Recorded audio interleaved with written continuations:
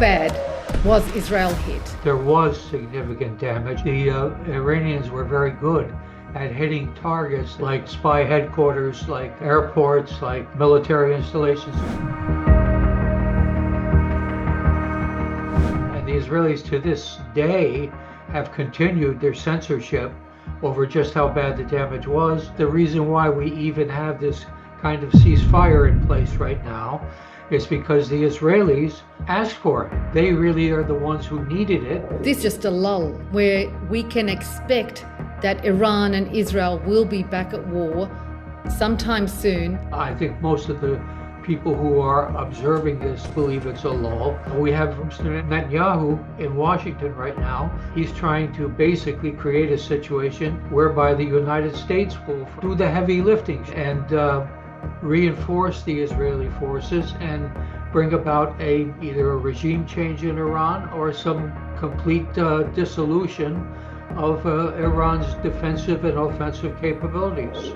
They are basically going to try to rig this system so that the United States is involved. So when you say rig the system, do you mean false flag? Yeah. Will the world be fooled again and allow this to happen? No, the world won't be fooled at all, but that doesn't mean anything.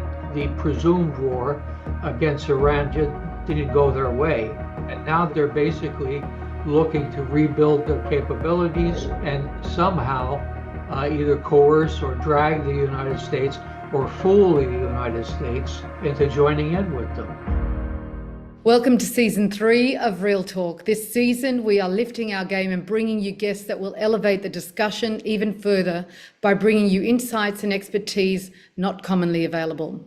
We will focus on the most important issues affecting the world and humanity today, from the hotspots, and continue our spotlight on Lebanon as a special interest topic.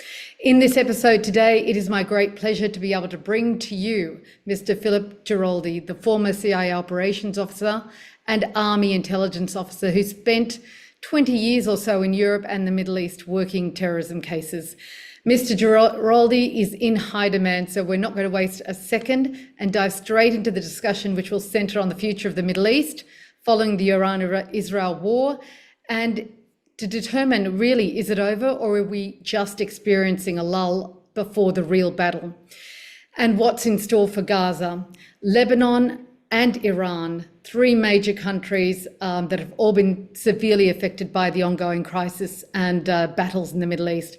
Of course, we'll also address the hijacking of the global politics and in particular, hijacking of US foreign policy by the Zionists. Welcome, Mr. Giraldi, and thank you for taking time out of your day to be with us and to give us your insights, very important expertise insights into the ongoing crisis in the Middle East and its effect globally. So thank you. Well, thank you for having me on. It's a pleasure to talk to you. I have been, of course, to Lebanon. It's a lovely country before the United States and Israel decided to mess it up. But that has been the case so often in the Middle East and elsewhere that it's almost like a pattern. 100%. And I will get into that for your insights in a minute. I want to start with the war, the Iran-Israel war. I think we're not quite clear what happened. It started with a 12-day war between Iran and Israel on the 13th of June. The code names of Operation Rising Lion on the Israeli side, the code name of Operation True Promise 3 on the Iranian side. And then it came to an abrupt end on June the 25th. Iran acknowledged that there were more than 900 deaths as well as thousands injured, and significant damage was done to residential, commercial and nuclear facilities around the country. And now they have also suspended their cooperation with the International Atomic Energy Agency. Israel also suffered losses, only 28 deaths, but still, that's a significant sum. and significant damage also to their infrastructure, residential, commercial, military sites after Iran fired 550 ballistic missiles at Israel, including places such as Mossad headquarters, Ministry of Defense, they got close to, Weizmann Institute of Science, and the list goes on. I don't want to lose time listing that. We can show them in our graphics when we, put out this podcast. But what I want to ask you and start with is, how bad was Israel hit? They imposed a news blackout, preventing videos and any footage from coming out, which indicates to us that they didn't want the world to see how bad Iran hit them. But was there significant damage by Iran on Israel? Well, I think the evidence is clear that there was significant damage. As you say, the Iranians were very good at hitting targets that were of, shall we say, strategic importance, like spy headquarters, like airports, like military installations. So they were possessing very good intelligence. They were a surprise to everyone, including the Israelis. And the Israelis to this day have continued their censorship over just how bad the damage was and have closed off the areas. They don't allow people to travel into them, even if they're Israelis. And so they are very sensitized to the fact that this has been a big surprise in terms of Iranian capabilities and what the Iranians were able to do. And one might conclude reasonably that the reason why we even have this kind of ceasefire in place right now is because the Israelis asked for it. They really are the ones who needed it. They've gone through their supplies of defensive missiles to use against what the Iranians have, which is a rather plentiful supply of high quality ballistic missiles. And so they've gone through a lot of those supplies. They're now hoping, and in fact, they're expecting the United States to resupply them with a lot of this equipment. So they're willing to go, sort of into a quiet mode while they're recovering from the damage that was done.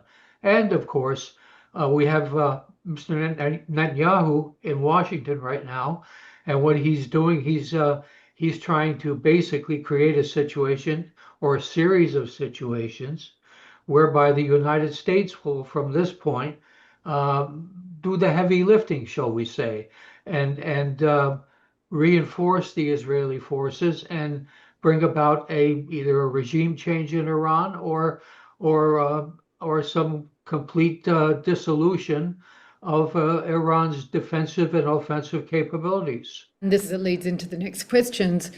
Is this just a lull where we can expect that Iran and Israel will be back at war sometime soon, but you're saying that America is going to be doing some of that heavy lifting? What you mean by heavy lifting, do you mean by doing what they did on June the 24th when they bombed Iran unexpectedly, when American bombers came over and bombed Iran? Do you believe Donald Trump will comply with Netanyahu's request to engage in this battle?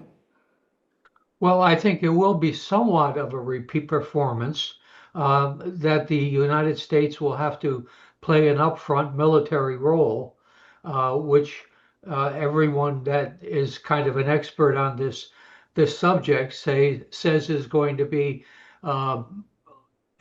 pretty much an air attack coming from aircraft carriers in the Red Sea and Indian Ocean, and also from bases around the Persian Gulf.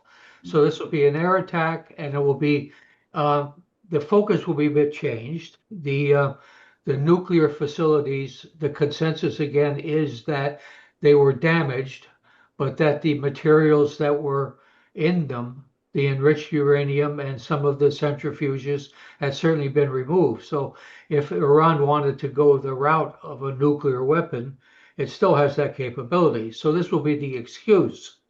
And the United States is expected to back up Israel and to play a more active role. in this second phase of the fighting. Yes, I think it's a lull. I think most of the people who are observing this believe it's a lull. And bear in mind, Israel has never complied with a ceasefire. What they do is they arrange a ceasefire at their convenience for them to make adjustments, and then they break the ceasefire. They did that in terms of the ceasefire earlier this year in Gaza. They did that also with their activity in Lebanon. They've done that with activity in Syria. This is their standard method of operation, and I think that's why everyone's expectations are so low. They are basically going to try to rig this system so that the United States is involved. So when you say rig the system, do you mean false flag? Yeah, I'm a favorite of that as being a possibility. I think this is the kind of play I see coming out of this, where they will. There are what I think 40 U.S. bases, military bases within striking distance of Iran. So all the Israelis really have to do, they have their own agents here, there, and everywhere in the Middle East. And all they have to do is blow up one of these bases and somehow rig it again, to make it look like it was done by the Iranians. And then the United States, with Donald Trump in charge and having a lot of hardliner neoconservatives supporting him, they're going to insist that we retaliate in kind. So that means war. So hasn't the world, I mean, isn't everyone aware that this game is on the cards? Will the world be fooled again and allow this to happen? No, the world won't be fooled at all, I don't think, but that doesn't mean anything. Effectively, the United States is the protector of Israel, and it protects Israel in the United Nations. There would have been resolutions after resolutions in the United Nations Security Council over Israeli behavior up till now, except that the United States has vetoed every one of them. So they could not be made effective. And this is the Israel basically relies on that protection to give it a defense at all times against anyone criticizing it. That is a real, really a conundrum for me to understand, because Israel has the third most, highly sophisticated army in the world with all of its, and then it has all the support of America, the mightiest army in the world. And yet here we are today, they still haven't eliminated Hamas. They couldn't eliminate Hezbollah. They can't get rid of the Iranian regime. How good are they? I mean, how sophisticated, how powerful really are they? Or is this just a game to use weapons because this is an industry that they need to keep producing weapons, they need to produce products so they can sell? Is this an intentional game that really is being played on another level by economic interests? Well, that's an interesting point of view, and I suspect that is one of the elements that plays into this game. The Israeli defense industries have one of the biggest markets for sales to other countries in the world. And we're talking about comparison with the United States, with Russia, with Germany, places like that are much bigger. Now, where Israel falls down is that Israel is a small country. And basically their army is highly sophisticated in terms of its weapons and training, but it's small. And when they start getting soldiers killed, scores of soldiers, hundreds of soldiers over the course of this campaign in Gaza, it has a major impact in terms of how the government and the people in Israel see what is happening. And that's what very much what we're seeing right now.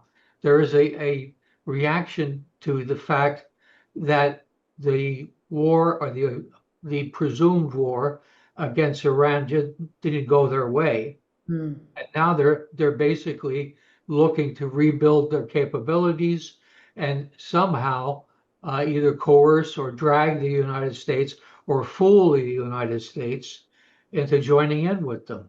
So this is the game they're playing. Well, how big a threat and how real a threat is Iran to Israel?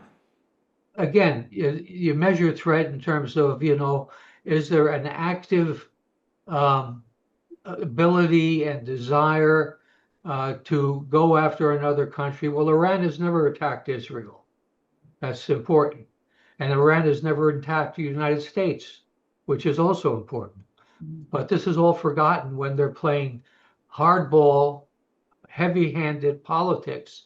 And what they're trying to do is eventually bring about a shift where Israel will be unchallenged in the Persian Gulf region.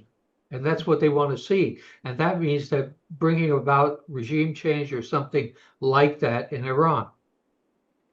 And so when you say they don't want to be challenged in the Persian region or the Middle East, they've already, signed the Abraham Accords with several Middle Eastern countries. They've got peace treaties with Jordan and Egypt. Those countries no longer pose a threat to Israel or America, not that they probably ever did.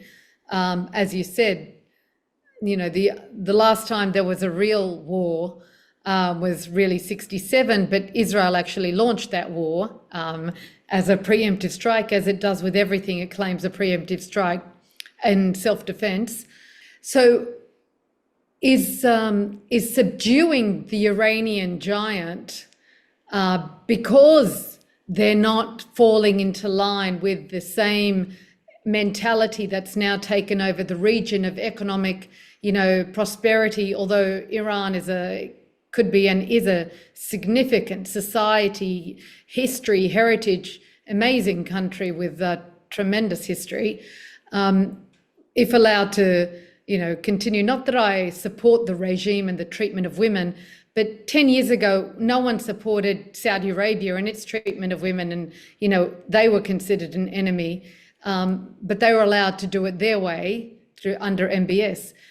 So I'm just thinking, so if they're trying to eliminate Al-Khamenei and his regime, is it because of the ideological threat? What is it? What is it that they want to eliminate? Well, I think it's actually they want to eliminate the potential of a large 90 million people in Iran. The city of Tehran is over 10 million alone. So it's a lot of people. It's a wealthy, there is a lot of wealth in Iran due to oil exports and that sort of thing. It's a very, it has a very creative workforce. I've traveled there, and these people are they're kind of a surprise. You see how energetic they are, how they work, how their work ethic is, and so they could produce the weapons that would threaten Israeli hegemony in the region, and they're the only ones that have that capability. So that's why I think they are in particular being focused on. But we've heard them say they don't want to develop nuclear weapons. Their interest is in, medical and technology and whatever. Are we to believe Iran? Should we believe them, or should we be cautious of Iran too? Because, two nuclear powers in the Middle East is not healthy for anyone. And maybe it provides a balance, but it's not good for smaller countries like Lebanon and others around us anyway. But should we be worried about Iran? Sure, you should be worried about them, but there's no evidence that they've actually developed a nuclear weapon or any precursor to a nuclear weapon. So that's the good news. And the other good news was they had, under our President Obama, signed an agreement whereby they were being inspected, and it took Donald Trump to withdraw the United States from that agreement. That's what you want. You want countries that are compliant with the international rules about nuclear development, that sort of thing. And Iran was compliant, and unfortunately, it was the United States that messed that up. And it's Israel, of course, pushing from the back to make the United States do these things, but this is, or to try to make them do it. But there were bad decisions. These were very bad decisions, and one should not trust anyone, but see what the evidence is. That's right. The proof, which everyone seems to ignore, they make it up rather than produce it. Right. On the point of Iran, and look, for Lebanon, it's a split society, with the impact they've had and the support they've given to Hezbollah. And so there's no love lost between quite a large sector of the community, particularly over the last 10 years. They did serve a purpose, Hezbollah, in forcing Israel out of the country in 2000. And their defense in 2006 was, lauded. But, they've gone beyond their brief and stepped outside the lines and pulled Lebanon into situations that have impacted the entire society. And so we can understand why there's a lot of Lebanese who are anti-Hezbollah now, even a lot of Shia who have left the party because there's no benefit. And we've seen the destruction that has, impacted Lebanon after their engagement in the Gaza crisis. We're all for the Palestinians and supporting the Palestinians. There's no question about it. But the result on Lebanon, the aftermath has been devastating economically, human loss, but also they've really dealt a death blow to Hezbollah, which many people are grateful for. But what does that mean? And I'm not sure. Do you believe that Hezbollah is over, is done with? Here, the political conversation is that Hezbollah has stated that they're going to hand in their weapons. They're handing them in slowly, but they're a political party and they're going to abide by the governing rule and what they've agreed to with the president and the prime minister. And that was repeated yesterday by the prime minister of Salam.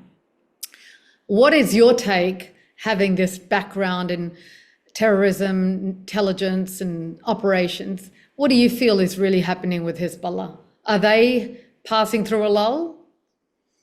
Well, I think Hezbollah is being careful, and they don't want to be eliminated from Lebanon.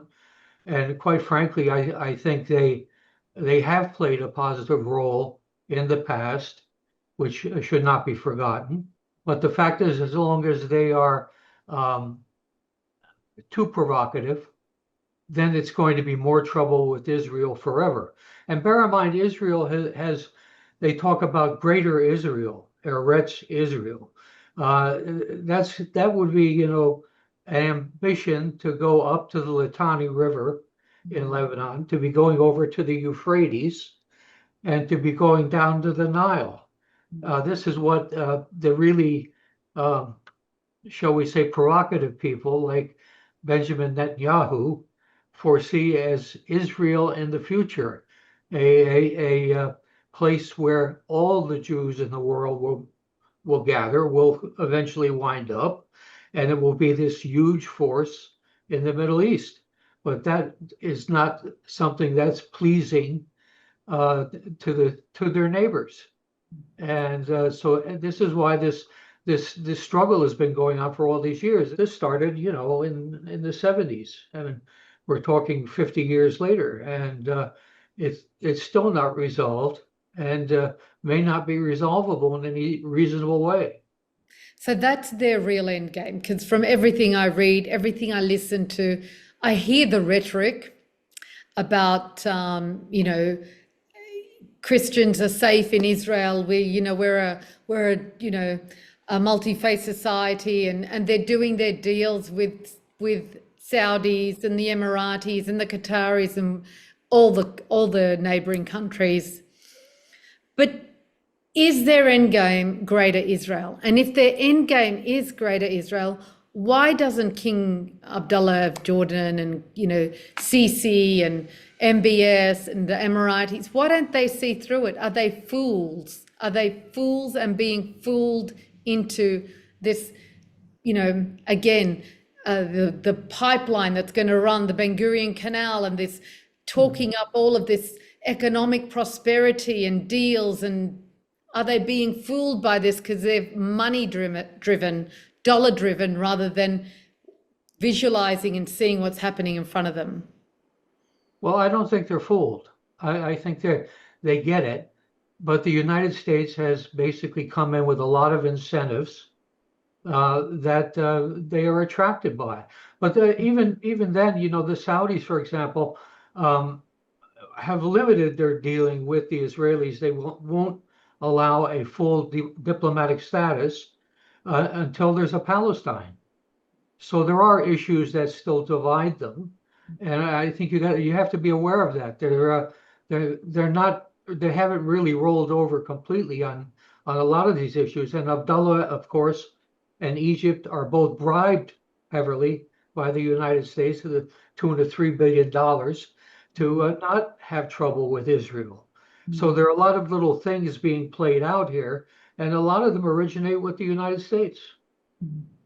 So one thing that continues to confound me is if Saudi Arabia, that holds a lot of cards and a lot of weight, and several other Arab nations, they wanted this deal with America, or America wanted this deal, Trump wanted this deal, and they had tremendous leverage. Why didn't they use their leverage and say to President Trump, if you want us to do this deal and give you $1 billion or $2 billion or $1 trillion, sorry, not a billion, $1 trillion, we'll do so as long as you end this crisis with the Palestinians, because it's causing us chaos in our own country, it's causing chaos in the Middle East, it's destabilizing the Middle East, and none of our countries can be at peace until that problem is settled. So go back and talk to Netanyahu and sort that out, otherwise no deal. Why haven't they used that? Well, that's an interesting question, and in fact, you can open, you know, the international media on almost any day and find out a French newspaper or an English newspaper, German newspaper, all asking that question. Why aren't the Arabs, as they generically call them, why aren't they doing something? Well, they are basically societies that have their own tensions internally, and in some cases they don't want to shake that cage, you know, and unleash things that would cause them problems domestically. I think that's a lot of it, and the United States, of course, is quite capable of stirring that up, and so is Israel. So there's your problem. Right. They can incite domestic uprisings like they've done in many countries and create that problem. Yeah. That's a very good answer. I hadn't thought about that, but yeah, that's a big threat.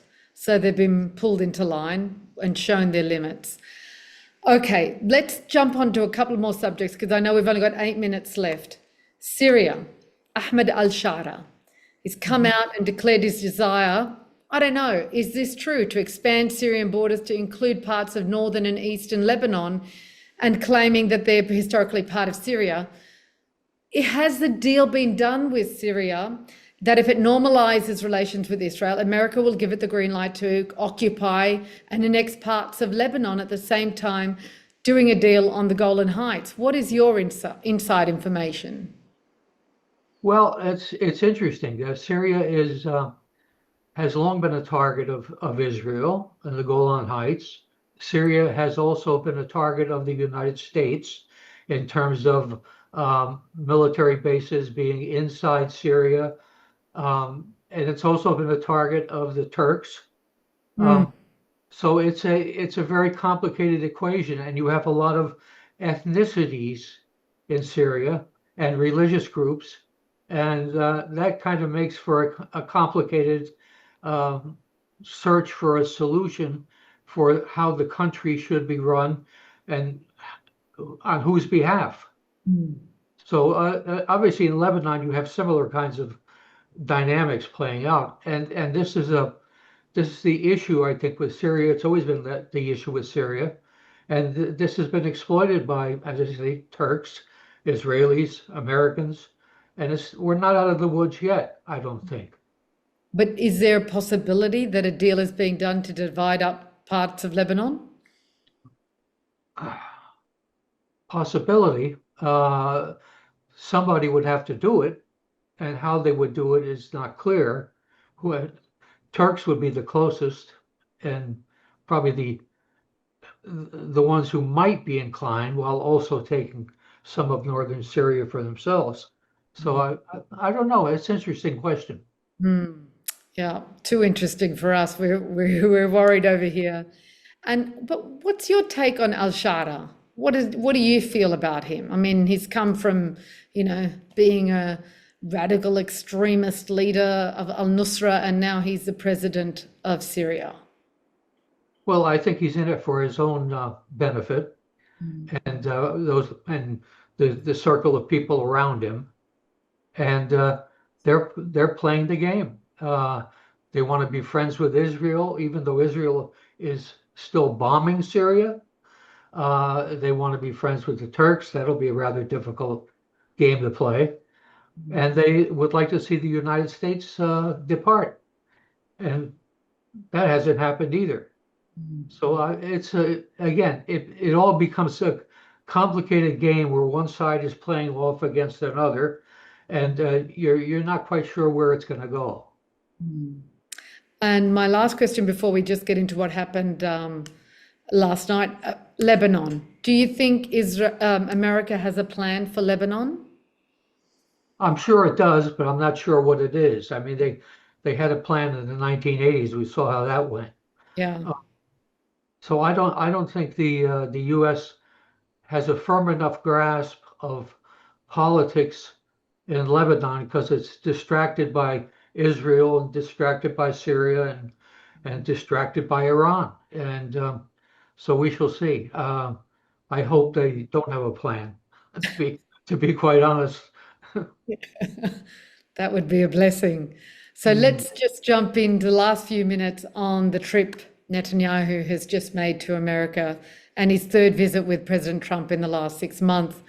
Give me your take on it. And it certainly wasn't to deliver a letter to Donald Trump nominating him for the Nobel Peace Prize. As you started this conversation and you mentioned it could have to do with the fact that he's trying to create this, lure the Americans into supporting a false flag or creating an opportunity for them to get in there. But is it to convince them to get back in the game with Iran? Yeah, I think that's exactly what it is, because if you look at it from the Israeli point of view, Iran is the problem.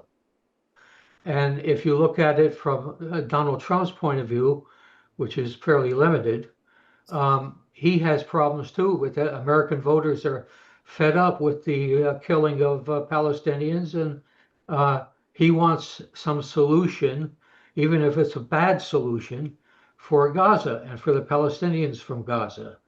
So that's what it was all about. A lot of cosmetics to make them look better. In America, we have this expression, putting lipstick on a pig. Yeah. I think when I was watching some of the television on it this morning, that's exactly what I was thinking. The reality is that Israel wants the United States to solve its Iran problem.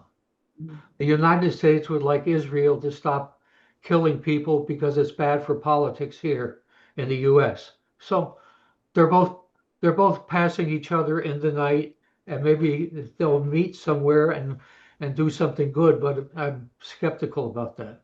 Does that mean that the dream of the Gaza Riviera and ethnically cleansing Gaza of all the Palestinians is no longer on the table? Has Trump put that to the side? No, I think it's on the table, because actually they both mentioned it during their discussions yesterday, and I believe that's very much something that they think is plausible. You get rid of the Palestinians, you turn Gaza into this super French Riviera style resort where all the important people from the world come and stay and that sort of thing. It's ridiculous, but at the same time, it seems to have something that's caught hold with our leadership here. Because he's a real estate developer, first and foremost. I mean, that's it. But I mean, is that logical and is it feasible? Because, you've had the Arabs who've come in with a solution and that they would rebuild. We don't need American money. We don't need any. The Arabs would rebuild. So, and ethnically cleansing, 1.8 million. I don't know how many Palestinians are left. I mean, Harvard says maybe up to 400,000 now are missing, presumed dead in Gaza out of the 2.3 million that were there at the start of the battle, the war. Are they literally thinking they're going to ethnically cleanse, kill as many as they can, and then force them out of the country? Yeah, that's exactly what they're thinking. And they're people like their politicians, Smotrich and Ben Gvir, these people openly say that. And they really expect it to be, if they develop some resort out of Gaza, there won't be any Palestinians allowed to be there. They will be somewhere else. I mean, they keep talking about pushing them off into Sinai as one solution in various places in Africa. But this is killing or deporting an entire nation of people. And don't forget, the West Bank is being cleared as we speak too. So we're talking about 5 million Palestinians. If Greater Israel even gets what was once Palestine, it will be 5 million Palestinians that are gone, one way or another. This is awful. It's just completely inhumane. My last question, is there any hope that American lawmakers shift their allegiance away from Israel? And if so, what will it take? Or does AIPAC and the AIPAC lobby have an unbreakable hold on the administration, intelligence, Pentagon, State Department? Well, I would say that the Israel lobby has an unbreakable hold on both the Democratic and Republican parties. And that's the bad part, because Joe Biden was in some ways worse than Donald Trump. And so the only solution is if the American public finally gets so fed up with it that it shifts the balance in elections. That's when these politicians will wake up and start looking and stop counting their money, and we'll have to do something. But Israel is not popular in the United States anymore. I mean, way below 50% of the public even likes Israel at all. It's a question of when are the politicians and the system going to respond to this. I hope it comes soon. There's some local elections which could be interesting, and because the balance between the two parties in Congress is just a couple of people. All you need is a small shift, and then suddenly the politicians will start to panic, and that would be a good thing too. Well, I can only pray, and I know there's a lot of American people who follow me and listen to this stuff, and I can only pray that you guys have heard the words today, but continue to do what you're doing, because so many amazing Americans have been speaking out for justice, for truth, for humanity, and we support them completely in their cause for justice for America, for Americans too. Right. Thank you very much, Mr. Giraldi. It's been an absolute pleasure and wonderful discussion. Very grateful that you gave us the time tonight. Well, let's do it again. My pleasure. I will definitely hit you up again. Speak soon. Take care of yourself. Bye. Bye-bye. Thank you for tuning in to another episode of Real Talk and experiencing firsthand the real stories told by real people. I hope you found value and meaning, and encourage you to subscribe to my YouTube channel or wherever you get your podcasts. Your ongoing financial support is vital to our ability to continue delivering these stories, so please remember to click on the donate button in the description, giving only what you can afford. I spent my whole life giving my time, money and skill to serve human rights and social justice causes, and I know it's not easy to keep giving selflessly. But this work is important because the mainstream media has failed to live up to their obligations. So we need to step up, speak up, or we're no better than them.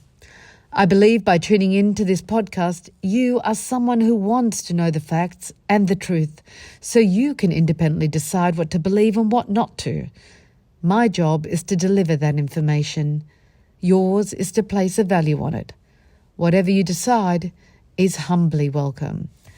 Thanks again, and see you on the next episode of Real Talk.